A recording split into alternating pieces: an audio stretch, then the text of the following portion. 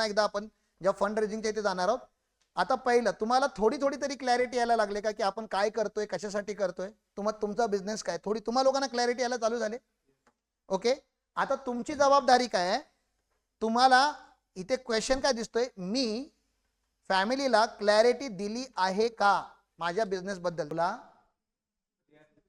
आपली क्लॅरिटी झाल्यानंतर सर त्यांचा आणि माझ्या धंद्याचा काही संबंध नाही म्हणून सांगतोय, पहिलं काय द्या, क्लॅरिटी द्या की तुमचा आणि माझ्या धंद्याचा काही संबंध नाहीये, त्यामुळे उद्या माझ्या वाकड्यात जाऊ नका, एवढं तरी करा. ही तरी क्लॅरिटी द्या. नाहीतर बघा तुम्हाला फोन करत राहणार ते लोक, कुठं आहेसा, काय करतसात, कोणाबरोबर करतसात, कसं करतसात, का करतसात.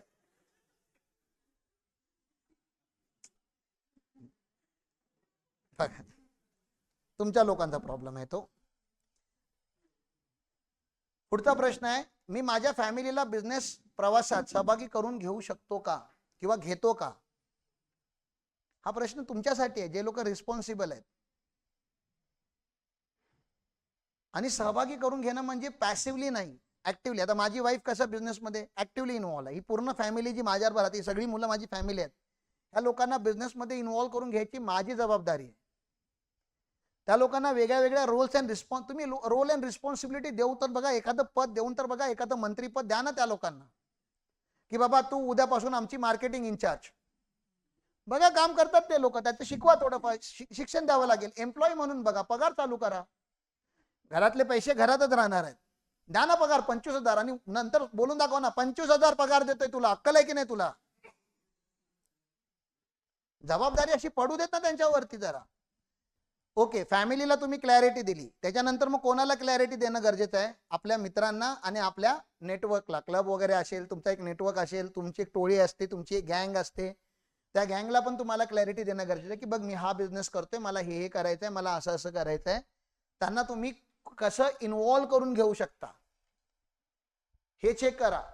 वेगळ्या वेगळ्या अँगलने तुम्ही तुमच्या बिझनेसमध्ये लोकांना, तुमच्या नेटवर्कला इन्व्हॉल्व करून घेऊ शकता. तुम्ही कधीच इमॅजिन आहे, आता समजा तुम्हाला एखादं गव्हर्नमेंट कॉन्ट्रॅक्ट पाहिजे, तुमचा एक मित्र आहे, रेग्युलर त्याला भेटताय तुम्ही, कधी त्यांच्याबरोबर तुमचं बोलणं नाही आहे, फक्त तुम्ही त्याला तुमचा विजन सांगताय, अरे यार मला ना कन्स्ट्रक्शन कंपनी चालू केली, यार मला ना गव्हर्नमेंट कॉन्ट्रॅक्ट पाहिजे होतं, काय सांगू खूप प्रयत्न केले, मला काही भेटत नाही आहे, तुझ्या ओळखीमध्ये कोण असेल, अरे माझे काका PWD मध्ये, मग लेखा अजून सांगितला का नाही, अरे लेखा कधी विचारला नाहीस,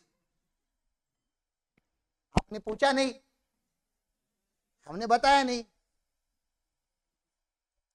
असं नको व्हायला. त्यामुळे आपल्या मित्रांना काय सांगा, एकदम क्लिअर. मित्र, नेटवर्क, बाहेरचे लोक, पहिले घरातल्या लोकांना क्लॅरिटी द्या, त्याच्यानंतर आपल्या बाहेरच्या लोकांना क्लॅरिटी द्या, आणि त्याच्यानंतर सगळ्यात इम्पॉर्टंट आपल्या टीमला पण क्लॅरिटी द्या की बाबा बघ मला हे करून हवंय, आणि त्याचं काय बनवायचं आहे, बिझनेस टीम, आणि बिझनेसचा काय करायचं आहे, सिस्टम. हे चेक करायचं आहे की माझा बिझनेस टीम वरती चालतोय, सिस्टम वरती चालतोय, काही मिस शक्तिमान आहे, हे पण तुम्हाला चेक करायचं आहे. आणि पुढच्या वर्षभरामध्ये पण तुम्हाला असंच राहायला आवडेल का, सगळे सूत्र तुमच्याकडे असं चालेल का, सगळ्या चाव्या तुमच्याकडे चालेल का, सुरुवात पण तुम्हीच करणार आणि अंत पण तुम्हीच करणार, चालेल का. आणि उद्या 15 दिवस तुम्ही कुठे गायब झालात तर बिझनेसचं काय होणार ते बघा. आणि कधीही गायब होऊ शकतो आपण, परमनंटली पण गायब होऊ शकतो, टेम्पररी तर राहू दे. त्यामुळे बिझनेसची सक्सेशन प्लॅनिंग जर करा आणि बिझनेस सिस्टमने रन करा ना, सिस्टमना मल्टिप्लाय होऊ शकतं, माणूस मल्टिप्लाय होऊ शकत नाही, सिस्टम मल्टीप्लाई हो सकता. बेचने का सिस्टम बनाओ, खरीदने का सिस्टम बनाओ, स्टॉक लगाने का सिस्टम बनाओ. तुमच्या धंद्यामध्ये जे जे करताय, साफसफाईचं पण सिस्टम बनवा. सिस्टम म्हणजे ह्याला आम्ही SOP बोलतो. काय म्हणतो? SOP. बाबा SOP बनाने का, हर चीज का स्टँडर्ड ऑपरेटिंग प्रोसिजर बोलतात SOP. परचेसची ही SOP आहे, सेलची ही SOP आहे, कस्टमर हँडलिंगची ही SOP आहे, कोटेशनची ही SOP आहे, प्रत्येक गोष्टीचे SOP. आणि जिथे जिथे सॉफ्टवेअर वापरू शकता तिथे तिथे सॉफ्टवेअर वापरणं गरजेचं आहे. Billing software, stock maintenance software, CRM असतो, कस्टमर रिलेशनशिप मॅनेजमेंट सॉफ्टवेअर. सगळं एकदाच घेतो, आता जातो आता पहिल्या हप्त्यामध्ये 10-12 सॉफ्टवेअर पहिले विकत घेतो आयला. असं फोमो मध्ये नका राहू ना. काय कोणता कधी कधी SOP म्हणजे कागदा, सॉफ्टवेअर वाला पण विचारेल सर आपको क्या बना के चाहिए, पहिला कागदावरती तरी लिहायचा प्रयत्न करा ना. सॉफ्टवेअर कंपनीमध्ये कंपन्या विकतात म्हणून घेऊन काय फायद्याचं? सीआरएम घेतो, सीआरएम. तू 5 कॉल करणार आहे दिवसामध्ये, डायरीवरती लिहिलास तरी चालतोय. कशाला पाहिजे सीआरएम?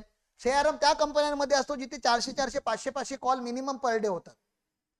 5 कॉलच्या माणसाला सीआरएम ची काय गरज नाही हो, ते लक्षात राहत नाही काल कोणाला कॉल केला होता. लक्षात राहत नाही, मग लक्ष आहे कुठे? धंदा लक्षात नाही राहते, कोणाला भेटायचं ते लक्षात राहत नाहीये. मग तर इथली टेस्ट पहिली करून घ्या ना.